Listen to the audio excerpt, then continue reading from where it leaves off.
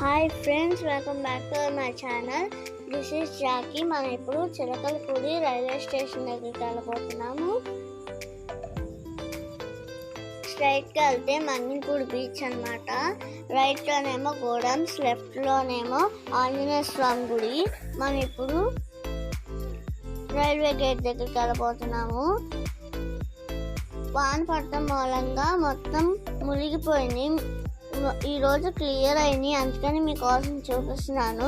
ఈ ఛానల్ నచ్చితే లైక్ చేయండి, షేర్ చేయండి, కామెంట్ చేయండి, సబ్స్క్రైబ్ కూడా చేయండి.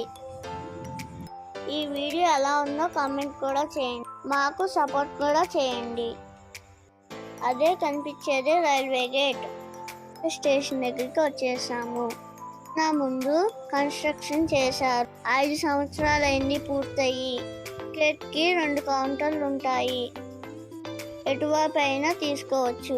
బందర్లోనే ఇది 2వ రైల్వే స్టేషన్. ముందు ఒకటే ట్రాక్ ఉండేది, 2 ట్రాకులు చేశారు. ఈ లోపు ట్రైన్ వస్తుంది చూడండి ఫ్రెండ్స్. ఇక్కడ ప్యాసింజర్లే ఆగుతాయి, ఎక్స్ప్రెస్లు ఆగవు.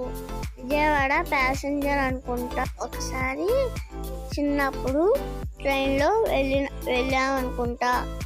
అదిగో ట్రైన్ వస్తుంది, కొత్తగా కలరేశారనుకుంటా. చూడండి ఫ్రెండ్స్, మోర్ దెన్ 1 minute ఆగుతుంది అనుకుంటా. నాకు ట్రైన్ ఎక్కుతూ ఉంటే చాలా ఇష్టం ఫ్రెండ్స్.